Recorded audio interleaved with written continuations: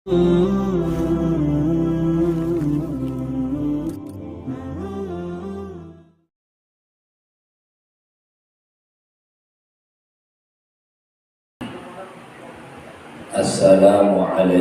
warahmatullahi wabarakatuh.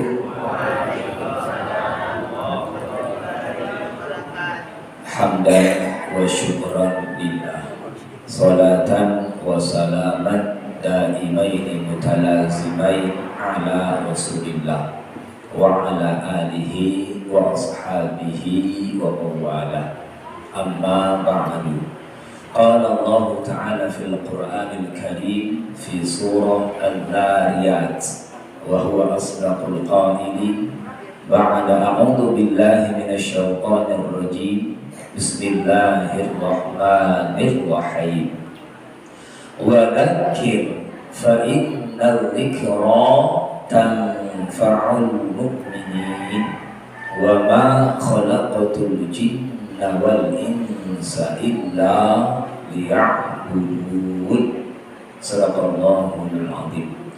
Al-mukarramun wal muhtaramun, jami' al-asatid wal asatidah yang banyak kita muliakan, para alim ulama, para ustaz, para tuan guru, dan yang kita hormati Ketua BKM Raya Siduluan Indah dan para kepengurusan BKM, juga Bapak Ibu yang tidak kami sebut lagi satu persatu, jamaah salat subuh dan anak-anak yang kita sayangi, rahimakumullah.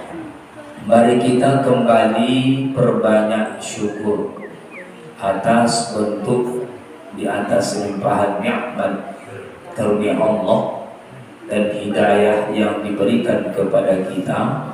Maka di atas bentuk rasa syukur itu kita ungkapkan dengan lafaz alhamdulillahi rabbil alamin, bahwa segala nikmat yang telah, yang sedang dan akan kita peroleh itu lillah, itu milik Allah. Bila mana kita dapat hari nikmat, baik ni'amahu zahiratan wa batinah, baik nikmat yang zahir, baik pun nikmat yang batin, maka semua itu milik Allah. Dan kita tidak sombong, angkuh ketika menerima, memiliki nikmat itu, sebab hakikatnya itu lillahi rabbil alamin, itu milik Allah, Tuhan pencipta alam. Salawat dan salam berlafazkan Allahumma salli ala sayyidina Muhammad wa ala ali sayyidina Muhammad. Bapak Ibu jamaah salat subuh dan juga anak-anak kita yang kita banggakan dan kita cintai, ini ramai anak kita ini kan, istiqamah dan yang sampai ke depan, amin ya rabbal alamin. Untuk pagi ini Bapak Ibu, kaji kita kaji yang ringan-ringan sajalah, tapi kita coba agak mendalam dalam pembahasannya. Sebagai dasar materi kita angkat ayat ke-55 surah Al-Dhariyat. Wa dzakir fa innar dzikra tanfa'ul mu'minin. Berilah peringatan, fa innar dzikra, karena sungguh peringatan itu tanfa'ul mu'minin, sangat bermanfaat bagi orang-orang yang beriman. Apalah peringatannya? Dalam rangka mengingatkannya Bapak Ibu, mengingatkan kaji. Sebab manusia ini kadang lupa. Karena kita lupa, banyak dalam pengamalan salah yang kita seharusnya prioritaskan yang ini, kita kadang terbalik, kita dahulukan yang nomor berikutnya. Maka Bapak Ibu, kita pagi ini memperingatkan kembali yang mana prioritas kita, yang mana yang nomor 2, 3, 4 berikutnya. Maka hukum itu ada 3 macam. Ada hukum syar'i, ada hukum akal, ada hukum adat. Nah ini Bapak Ibu, berapa tadi hukum? Ada 3 macam hukum. Ada hukum syariat, hukum syarak namanya. Ada hukum akal, ada hukum adat.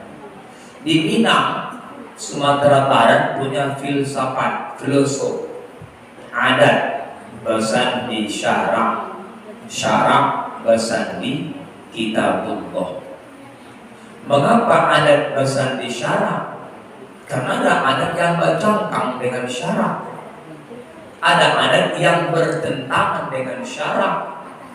Jadi tidak semua adat itu, hukum adat itu sesuai dengan syarak. Paham Bapak Ibu? Contohlah. Apalah contoh, kita langsung ketiganya hukum adat. Apa contoh adat yang bercangkang dengan syarak? Apa contoh adat yang bertentangan dengan syarak? Apa contoh Pak? Kita pesisir.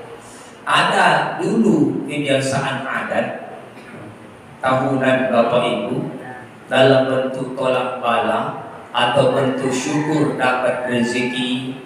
Siap panen misalkan, ambil kerbau, buang ke laut. Ada kadang kepala kerbaunya dipotong, buang ke laut. Apa Ibu? Kenduri, lawi bahasa kita. Ya kan Pak Ibu? Ini adat daerah kita, daerah pantai pesisir Bapak Ibu, masih ada yang adat seperti itu. Walaupun akhir ini sudah mulai jarang. Namun Bapak Ibu, sekitar mungkin berapa bulan yang lalu kembali terulang lagi. Daerah mana itu? Yang seekor kerbau yang mereka arah-arahkan ke tengah laut, baru mereka buangkan ke laut itu. Pernah Bapak Ibu lihat itu? Pernah Pak? Halo Pak, dengar Pak? Pernah Pak lihat membuang kepala kerbau ke laut? Nggak pernah. Tapi tahunya Bapak Ibu? Nggak tahu juga. Tahu Ibu ada adat membuang kepala kerbau ke laut?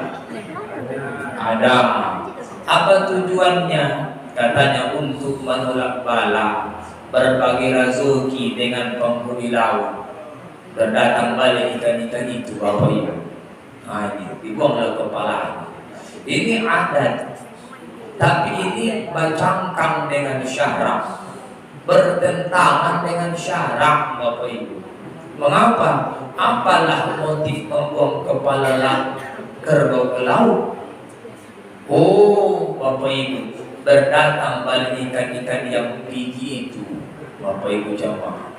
Berarti sudah muncul keyakinan kita ada kekuatan yang kedua di balik kekuatannya Allah Ta'ala. Apa namanya ini? Syirik. Syirik kata Nabi, alladzi menjadikan syirik kepada Allah yang menciptakan kita.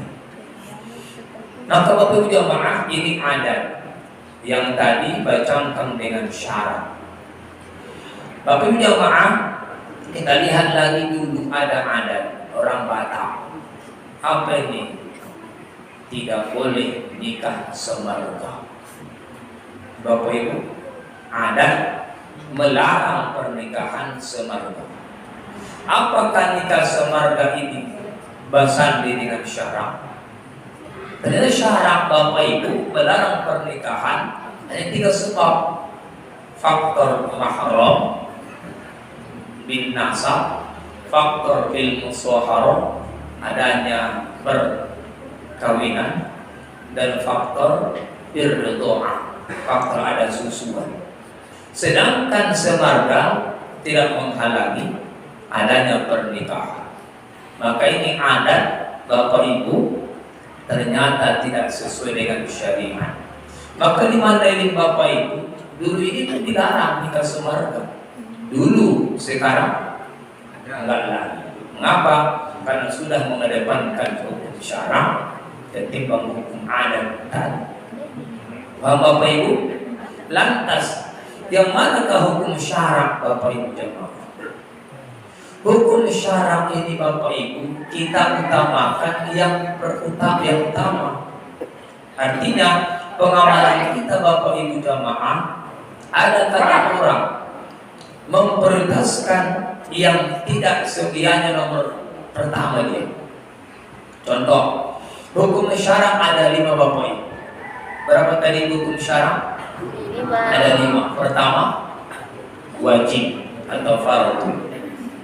Fardu apa itu wajib? Dikerjakan berpahala, ditinggalkan berdosa. Ini yang pertama wajib. Nah, ketika wajib bapak ibu ditinggalkan, maka jatuh kepada haram. Yang kedua haram kalau begitu.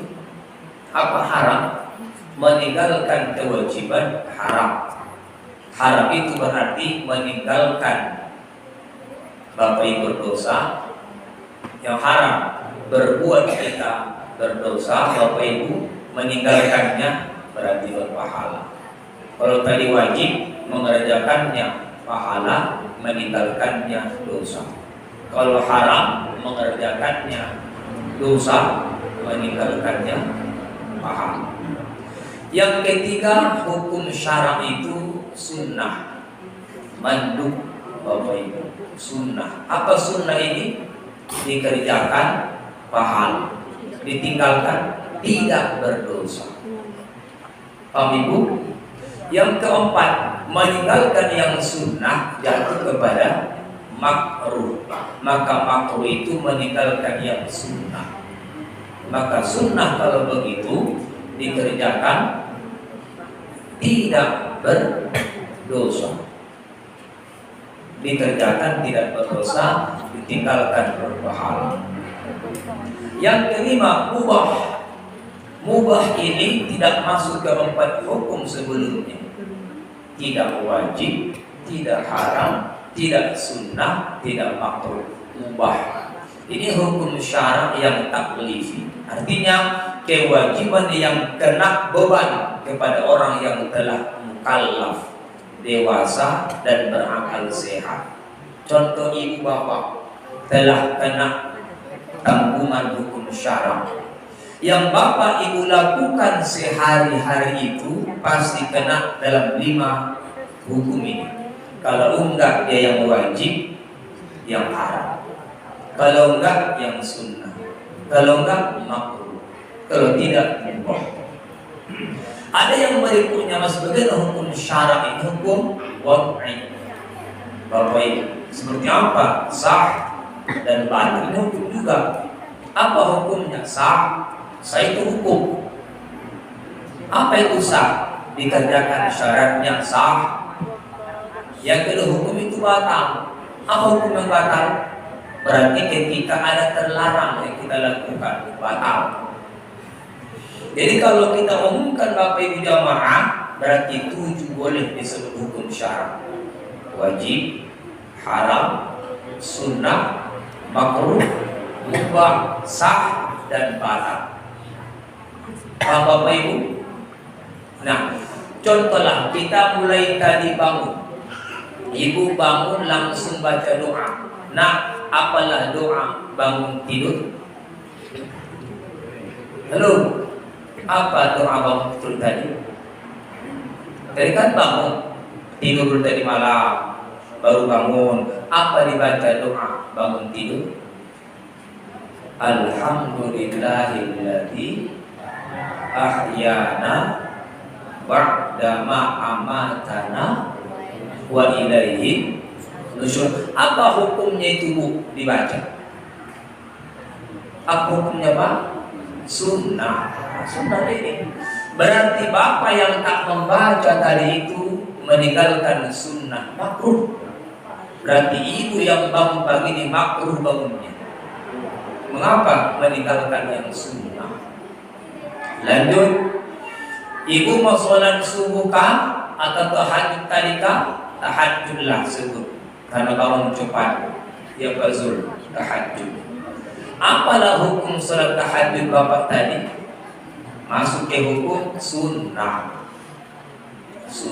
Oke, lanjut. Bapak berangkat ke masjid salat subuh ke Masjid Raya Sibuluan Indah. Apa hukum salat subuh ini? Wajib. Siap salat, Bapak baru pulang, ikut berzikir imam kita Ustaz Faisal. Bapak Ibu qori kita. Ada hati mendengarkan bacaan beliau, Bapak Ibu. Tenang kita. Tenang. Kenapa? Jelas tepat. Baik makhrajnya maupun Bapak iramanya, Bapak Ibu. Nah ini kita ikut lagi zikir. Apa hukum zikir ba'da shalah Bapak Ibu? Apa hukumnya? Sunnah lagi. Tapi sunnahnya Bapak Ibu jamaah lanjut lagi. Siap kita berdoa berjamaah dan pulang Bapak Ibu mendengarkan kajian lagi yang sekarang sedang berlangsung. Apa hukum mendengarkan kajian Bapak Ibu? Apa hukumnya? Ada di kita. Mengapa? Ada hadis Nabi Sahih Muslim, talabul ilmi fardhu, mencari ilmu itu hukumnya fardhu, wajib ala kulli muslimin, terhadap orang-orang muslim, wajib. Di hadis Al-Baihaqi kata Nabi, kun aliman, jadikan diri orang yang berilmu. Dan bisa al-muta'alliman, orang yang gemar belajar. Belajar tiga model. Ada yang formal, anak-anak kami sekolah. Ada non formal seperti ini, Pak Ibu belajar itu kita ini satu arah. Ada informal berumah tangga. Berarti Bapak Ibu jamaah belajar hukumnya wajib. Bapak Ibu, apa artinya? Kalau ibu tidak tahu hukum karena tidak mau belajar, berdosa. Sebab belajar hukumnya wajib, Bapak Ibu. Nah kalau begitu, ibu yang bertahan di sini dapat pahala. Berpahala kita Pak yang dulu ini, berpahala. Apanya Pak dicari hidup ini rupanya? Tengok orang hari ini, Pak, orang belakangan ini tinggal di pantai, kepingin ke gunung. Sudah di gunung, pengen ke pantai. Terus ketika musim hujan, rindu pengen kemarau. Dan hujan lagi lah. Ketika kemarau 3 bulan, pengen lagi rindu dengan hujan. Maka apa kita cari Pak hidup ini? Jawabannya ayat yang ke-56 surah At-Taryah tadi. Wa ma khalaqatul jinna wal insa illa liya'budun. Ini kita cari Pak, ibadah. Jadi kalau begitu Bapak Ibu beribadah ini kita dahulukan hukum-hukumnya. Yang manakah kita dahulukan Pak dalam beribadah? Ayo. Yang sunnahkah kita dahulukan ataukah yang wajib-wajib? Mengapa demikian Bapak Ibu? Ada orang hari ini sibuk dengan perkara sunnah, berdebat dengan yang sunnah-sunnah, tapi dia menyepelekan yang wajib. Ibu kita bahas nanti ya, apa contoh menyepelekan itu. Nanti bukan mungkin di situ. Bapak Ibu jamaah, maka dalam pandangan berdasarkan hadis Nabi, orang sibuk dengan yang sunnah, maka sibukkan diri memperbaiki yang wajib-wajib. Dalam mazhab Syafi'i, Bapak Ibu jamaah, apa hukum mendahulukan yang sunnah ketimbang wajib? Apa hukumnya? Boleh, tapi karohah, makruh. Mendahulukan yang wajib dari sunnah boleh, tapi makruh perbuatan itu. Paham Bapak? Di mazhab Hambali haram, dilarang mengerjakan yang sunnah sebelum mengerjakan yang wajib. Syar'uli, madhab Syafi'i Bapak Ibu, ikut kepada Hambali. Apa? Diutamakan, mendahulukan yang wajib dari yang sunnah. Pahamnya? Contoh kita mulai. Ibu, adakah perempuan meninggalkan puasa Ramadan yang wajib itu? Ada. Mengapa tertinggal? Dua faktor mungkin. Bisa faktornya karena utur, bisa faktor tanpa utur. Sebut yang utur. Perempuan yang masih sehat, produktif, setiap bulan datang menstruasi alias haid. Ya kan Ibu? Datanglah Ramadan sebulan full. Nah, perempuan yang sehat tadi datang mensnya berapa hari? Bapak Ibu, sekurang-kurangnya haid berapa hari Ibu? 1 hari 1 malam. Berapa hari kebiasaannya? 1 minggu, 6 hari, 7 hari. Berapa hari Ibu selama-lamanya? 15 hari, 15 malam. Andai kata Ibu hari ke-16 masih berdarah juga, itu bukan penghalang sholat, bukan penghalang puasa. Tidak apa darah ini? Darah istihadah, penyakit Ibu. Datangi dokter, tapi sholat wajib sudah. Paham Ibu? Nah, berarti ambil kesimpulan, dalam 1 bulan Ramadan ada perempuan biasa 1 minggu tidak berpuasa. Sudah? Sudah. Ini kadang Bapak Ibu habis lebaran, sehat dia balik, kembali bersih dia Bapak Ibu. Tapi ada sebagian perempuan yang tidak menggantinya hingga masuklah Ramadan yang berikutnya. Begitulah masuk Ramadan berikutnya, sampai dia menikah baru sadar, ya Allah, tertinggal puasa masih gadis dulu. Ibu kan termasuk di antaranya itu. Halo Bu, masih ada tertinggal puasa Ramadan Ibu yang dulu? Ada tidak Ibu? Ada. Udah ganti? Apa hukum gantinya? Wajib. Kunna nukmaru biqada'i shaum wala nukmaru biqada'i shalat, kata Aisyah. Kami wanita, kata Aisyah, itu diwajibkan, diperintahkan terus mengganti puasa, tapi tak diwajibkan mengganti sholat. Intinya Ibu jamaah, puasa Ramadan wajib diganti. Bahasa Arabnya qadha. Tapi Pak, ternyata adakah perempuan yang suka puasa Senin Kamis? Ada tidak? Ada. Pertanyaan, manakah yang didahulukannya? Puasa Senin Kamis yang sunnah. Apa hukum puasa Senin Kamis? Sunnah wajib. Kuntu, kata Nabi, umirtu as-shawmu yaumal itsnin wal khamis wajibatun li wa sunnatun li ummati, kata Nabi. Puasa Senin dan hari Kamis itu hukumnya wajib untuk Nabi pribadi, wa sunnatun li ummati, sunnah buat umatku. Ibu, jadi kalau begitu hukum puasa Senin dan hari Kamis hukumnya sunnah. Sunnah. Sekarang Bapak Ibu jamaah, manakah yang kita dahulukan? Yang sunnah, yang wajib? Ternyata Bapak Ibu masih banyak orang yang sunnah didahulukan, yang wajib tertinggal saja. Mazhab Hambali Bapak Ibu tidak dibolehkan mengerjakan yang sunnah sebelum mengerjakan yang wajib. Jadi Pak, kalau begitu, yang manakah yang kita prioritaskan? Mengerjakan yang wajib. Paham ya Bapak Ibu? Sabar kita Pak, bukan hanya perempuan ternyata meninggalkan ibadah puasa ini, laki-laki pun sama. Bapak Ibu, laki-laki meninggalkan puasa mungkin uzur juga. Apa uzurnya? Sakit, pemangkan itu sakit, atau musafir ke kota. Tapi ingat, fa'iddatun min ayyamin ukhra, wajib ganti qadha Pak. Dari mana kita dahulukan puasa yang sunnah atau qadha?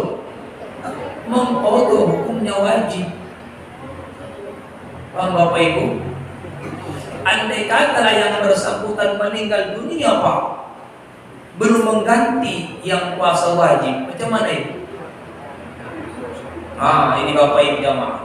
Hadis Nabi dalam Sahih At-Tirmidzi, man mata wa alaihi siyam sab'an waliyuhu. Orang siapapun meninggal dunia punya hutang puasa Ramadan, wajib wali keluarganya menggantikan puasa itu. Ada Syafi'i ini. Jumhur ulama kata Syafi'i mengambilkan hadis la yasum ahadun ala hadin wala yusalli ahadun ala hadin. Tidak atau jangan, kata Nabi, seseorang mengerjakan sholat orang lain. Jangan pula seorang mengerjakan puasa orang lain, kecuali ayyud'imahu muddan, ambilkan makanan satu mud sebagai fidyah. Ini Bapak Ibu, maka jumhur ulama Syafi'i, orang yang meninggal dunia punya hutang puasanya, ambil harta peninggalannya, fidyah namanya. Ayo Pak Ibu, adakah Bapak Ibu yang pernah mempraktikkan ini? Ibu, ada Ibu mempraktikkan fidyah puasa yang meninggal dunia? Ada tidak? Ada Bu? Ada atau enggak Bu? Belum. Bapak macam mana Pak? Adakah kaum bapak yang praktekkan fidyah puasa yang meninggal dunia? Ada, alhamdulillah Bapak Ibu. Kami bukan praktekkan itu. Mengapa? Yang meninggal ini boleh jadi ada belum terlaksanakannya. Dia pernah sempat, Ustaz, apa hukum bayar fidyah puasa orang yang sudah meninggal dunia? Hukumnya wajib, utangnya Pak. Ini kadang kita Bapak Ibu meninggal orang tua, contoh hartanya kita pikirkan pembagian warisannya saja. Tidak pernah kita pikirkan hutangnya dengan Allah Ta'ala, seperti puasanya belum terlaksana. Hukumnya wajib Ibu. Jadi kalau begitu Bapak Ibu jamaah, kalau ada orang tua kita yang sudah meninggal dunia, ada hartanya, dahulukan berhutangnya dulu. Hutang ada dua, ada hutang dengan manusia, ada hutang dengan Allah kuasa. Paham Bapak Ibu? Jadi kalau begitu, yang wajib dahulukan, yang sunnah menyempurnakan. Begitu Bapak Ibu. Jangan terbalik. Orang sholat yang sunnah diwajibkan, yang wajib diabaikan.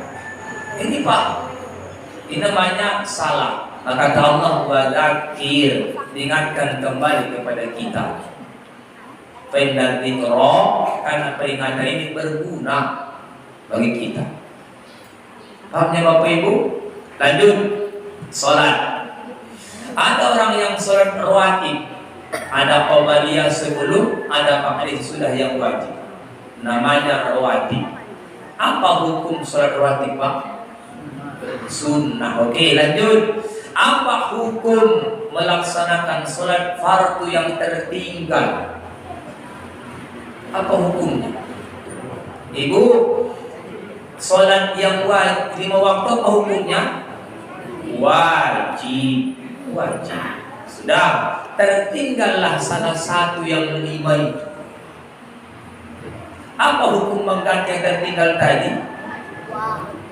Wajib. Wajib. Baqa'u makana ala makana. Hukum asalnya tetap wajibnya wajib. Apalah dasarnya wajib Ustaz? Kan sudah lewatnya waktunya. Bapak Ibu, ulama sepakat ijma' orang yang tertinggal sholat yang fardu wajib menggantinya. Bukan bolehkah diganti, bukan boleh hukumnya, wajib lagi. Kita kadang salah sebut hukum. Yang parahnya Bapak Ibu ditambah hukum lagi, hukumnya bid'ah. Apa begini? Hukumnya bid'ah. Bid'ah bukan hukum Pak. Mengapa? Cuma 7 tadi hukum wajib, haram, sunnah, makruh, mubah, sah, batal. Tidak ada bid'ah di situ. Ada orang hari ini sibuk asyik mengatakan bid'ah. Apa hukumnya bid'ah? Apa cara kalian? Oh, ada kami tahlilan meninggal yang bersangkutan. Oh, bid'ah. Hukumnya bid'ah. Apa itu? Bid'ah bukan hukum, Pak. Apa itu bid'ah kalau begitu? Kullu muhdatsatin bid'ah. Bid'ah itu hal-hal yang baru yang tidak ada Nabi lakukan.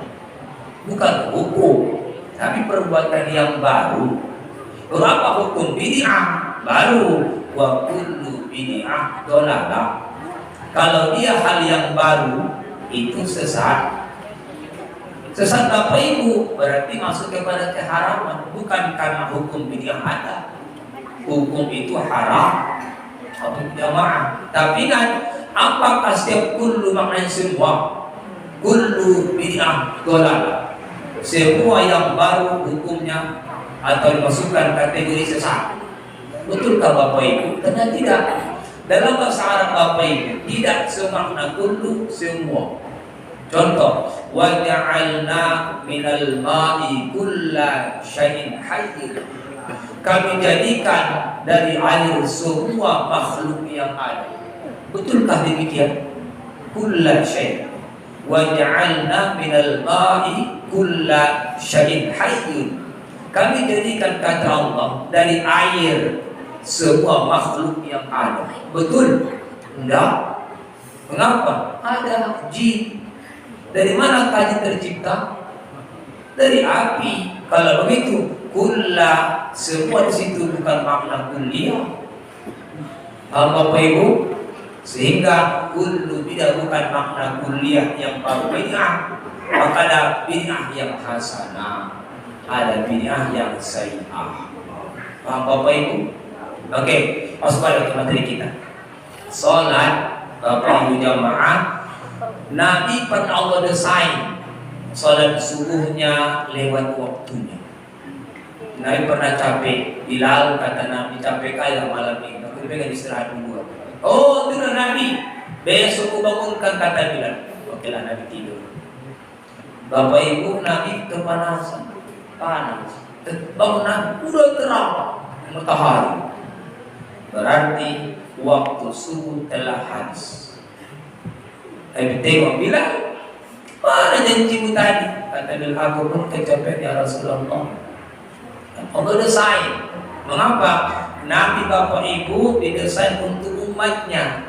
Mana tahu ke depan umat Nabi pernah kesiangan bangunnya. Pernah Pak kesiangan? Oh, sering. Pernahnya Bapak kesiangan bangunnya? Ke Nabi tadi? Pernah sekali. Oh, anak kami pernah nak bangun siang, kesiangan? Pernah? Atau sering? Sering.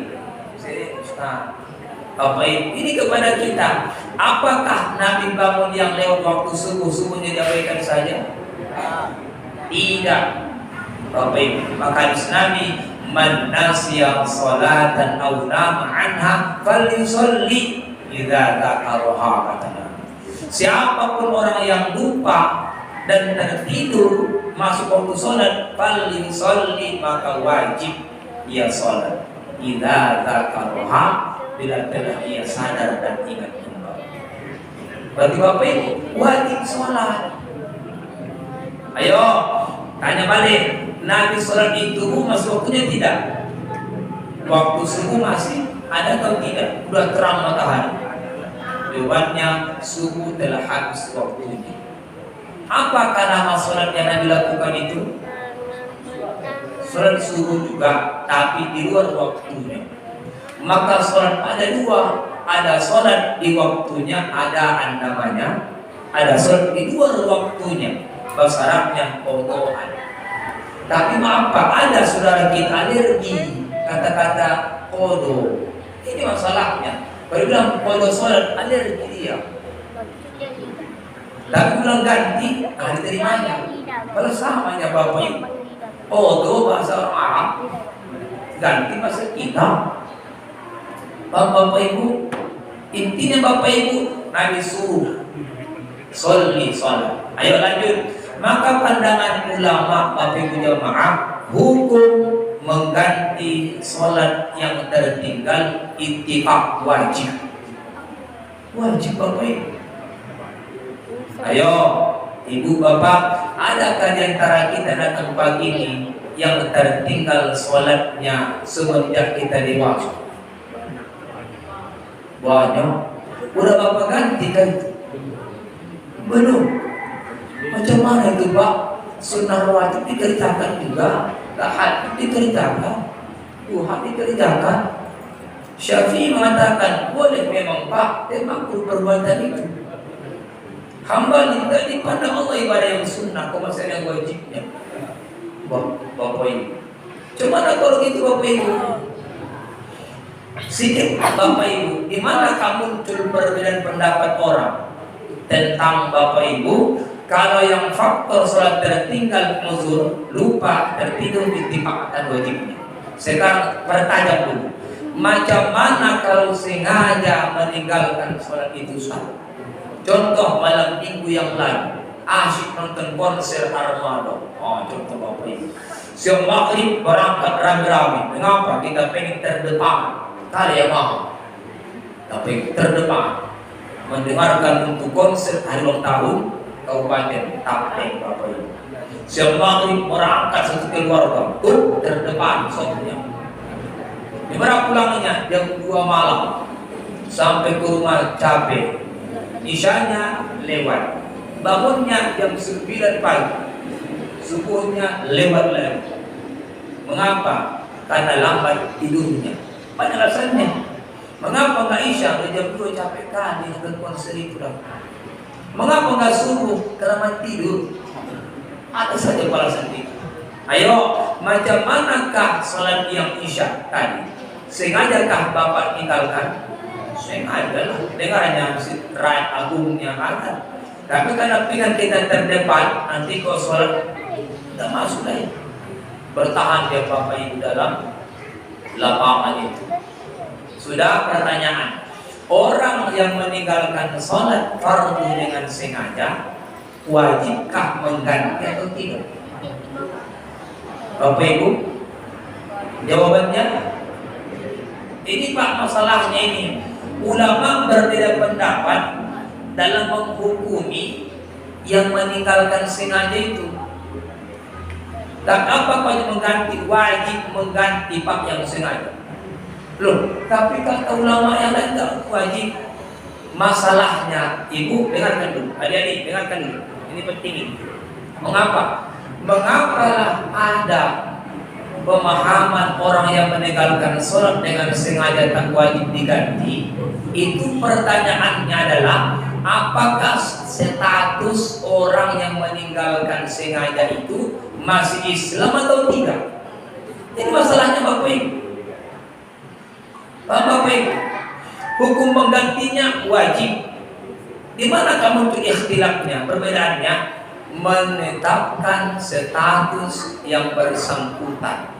Yang meninggalkan sholat dengan sengaja itu masih Islamkah iya atau sudah kafir? Ternyata Bapak Ibu Az-Zahabi mengatakan orang yang meninggalkan sholat dengan sengaja Islam lagi. Yang lebih kerasnya bagi jamaah, lihat Syekhul Islam Ibnu Taimiyah. Pak, Ibnu Taimiyah mengamalkan hadis Nabi, man taraka salata muta'ammidan faqad kafaru sihab. Siapapun orangnya, mau laki-laki mau perempuan, yang meninggalkan salat dengan sengaja faqad kafaru, sudah berstatus kafir. Kalau kafir Ibu, wajibkah mengqada salat? Salat orang yang kafir apa hukumnya? Al-aslu fil ibadah tahrim. Haram hukumnya orang Kristen sholat. Haram Pak. Jadi kalau begitu, tidak boleh mereka mengqada. Sholat itu haram. Mengapa? Karena berstatus kafir kawan. Makin Bapak Ibu lebih apa lagi, mendalamnya lagi, Syekh bin Baz, Mufti Arab Saudi Bapak Ibu. Syekh bin Baz dengan gurunya Syekh Ibnu Taimiyah Bapak Ibu agak sedikit berbeda. Kalau Ibnu Taimiyah menghukumi kafir orang yang melakukan sholat dengan sengaja, kalau ada Bapak Ibu dalam hatinya, maaf, Ibnu Taimiyah mengatakan orang yang dalam hidupnya tidak pernah melaksanakan sholat yang fardu baru kafir. Jawabannya kalau sudah sering meninggalkan yang fardu. Tapi kalau Syekh bin Baz, walau satu kali meninggalkan sholat yang fardu sengaja, satu kali sengaja, kafir dia. Karena kafir dia nggak ada kodo baginya. Mengapa? Tidak sah sholat yang kafir. Bapak Ibu, jumhur ulama Hanafi, Maliki, Syafi'i, Hambali menghukumi orang yang melakukan sholat berdosa besar, tapi tidak sampai kafir dia. Kalau dosa besar berarti bisa hilang dosanya bila mana? Dilaksanakannya balik, dibayarnya balik, basarabnya dia kodonya lagi, baru dihapuskanlah dosa besar itu. Jadi kalau begitu Bapak Ibu, orang yang meninggalkan sholat wajib, meninggalkan dengan sengaja dosa besar, dosa habis kalau dia melaksanakan hutang tadi. Gak mau dia berdosa besar. Padahal jumhur ulama Syekh bin Baz kafir dia. Karena kafir ada kodo bagi kafir. Apa yang ada? Taubat kawan-kawan orang kafir. Bertaubat yang kedua apalagi baru perbanyak ibadah sunnah. Kalau jamaah di masyarakat kita mana orang banyak mengamalkan pendapat yang kedua tadi, pendapat Bapak Ibu Zahabi, pendapat Ibnu Taimiyah, pendapat Syekh bin Baz. Meninggalkan sholat dalam kodo. Mengapa? Lebih ringan. Tapi sebenarnya apa? Bukan ringan, berat. Mengapa? Status sudah kafir. Ayo Ibu, pernah meninggalkan sholat dengan sengaja? Contoh, Ibu berangkat kerja, pulang ke rumah jam 3, sampai ke rumah bersih dapur lagi, udah asar, zuhurnya terlewat. Pernah bilang itu? Pesta. Contoh pesta. Berangkat lagi pesta, berapa berangkatnya? Udah jam 12 berangkatnya. Mengapa? Itu baru terkumpul makanannya. Itu berangkat 12. Berapa pestanya Ibu? 3 rupanya pesta hari ini. Cuma 3. Berangkat 12. 1 siap jam 12. Berikutnya siap jam 2. Siap tengah 3. Sampai ke rumah sudah jam 3. Aduh capek kali lah. Pertama golek-golek, udah tahu-tahu ada asar. Zuhurnya lewat dengan sengaja. Ibu mau dikatakan mana pilih mana? Mau kalau pengen Ibu namanya tak ada Ustaz, berarti mau bilang telah kafir. Syekh bin Baz mengatakan Ibu meninggalkan dengan sengaja. Jadi kalau begitu Ibu telah kafir. Mau Pak dibilang kafir? Oh, marah kita Bapak Ibu. Pendapat jumhur ulama tidak sampai kafir Pak, tidak sampai kafir. Apanya? Berdosa besar. Dosa besar hapus kalau kita melaksanakan hutang itu balik. Paham Bapak Ibu? Yang kita ambil apa? Yang mana kita lakukan kalau begitu? Mengganti soal yang tertinggalkah? Atau yang sunnah kita kerjakan? Ini Pak Maksud ini. Mengapa? Ada orang Pak udah mengabaikan yang fardunya. Ustaz Anwar Bapak Ibu kan semua ada. Apa nih guru fikih di Purba Bapak Ibu? Lebih 20 tahun guru fikih beliau. Tamat pesantren Purba dahulu berangkat ke Batam. Apa yang beliau jualan sate? Anak muda banyak Pak. Sholatnya sering tinggal. Lebih kurang 5 tahun berangkat ke Batam, pulang balik ke Beliau sampai jadi guru. Kata beliau 5 tahun dia Pak mengkodok sholat. Bagaimana caranya? Karena sudah banyak digandengkan dengan yang ada. Contoh subuh, kerjakan subuh yang lama. Zuhur, ada orang dia kerjakan zuhur yang lama selama kurun 5 tahun. Mengapa? Kembali ke tadi, pendapat Hambali Bapak Ibu, tidak boleh mengerjakan yang sunnah sebelum yang wajib. Ayo, berikutnya Bapak Ibu, apa hukum bersedekah? Sunnah, berbagi sunnah. Yo, apa hukum bayar hutang? Apa hukumnya Ibu? Masih banyak hutang Ibu lagi. Ini Pak, bayar hutang Pak wajib, bersedekah sunnah. Manakah yang kita utamakan? Yang sunnah apa yang wajib? Mengapa hutang Bapak? Nah Bapak Ibu, belum dibayar. Ini Pak, hutang itu wajib Pak dibayar. Berbagi itu, sedekah itu sunnah. Yang mana kita dahulukan? Bersedekah, hutang diabaikan, atau hutang kita bayar, sedekahnya dapat? Jamaah, mazhab Syafi'i memang bolehkan yang sunnah dulu, baru wajib berikutnya. Tapi makruh perbuatan itu. Kalau Hambali tak boleh yang sunnah sebelum tuntas yang wajib. Artinya hutang dulu Bapak bayar, baru pikir bersedekah berikutnya. Dan ternyata Ibu Bapak, bayar hutang kita ada nilai sedekah dari situ. Tapi nggak sebaliknya, bayar bersedekah Ibu, hutang nggak terbayar. Malah menyakitkan hati orang yang dihutangkan. Mak kawan ini bersedekah, hutangnya dapat bayarnya. Makin gondok yang sebelah. Bapak Ibu, mengapa? Apa cara spesial tadi? Oh sedekah, makan di rumah beliau, hutang yang dibayarnya, sedekah diperah. Contoh ini, Bapak Ibu, yang menghutangkan makin apa? Gondoknya, kesalnya Bapak Ibu, bercakap-cakap lagi. Bapak jamaah, ini yang kita sekarang, ayo dudukkan hukum. Jadi kalau Bapak Ibu yang sudah dikerjakan iya, tapi bukan meninggalkan yang wajib. Pada Hambali yang wajib dahulu baru yang sunnah. Karena sunnah menyempurnakan. Bapak Ibu, ibarat ban, mana yang bocor-bocor tempel, penempelnya itu yang sunnah. Tapi kalau bannya itulah wajibnya.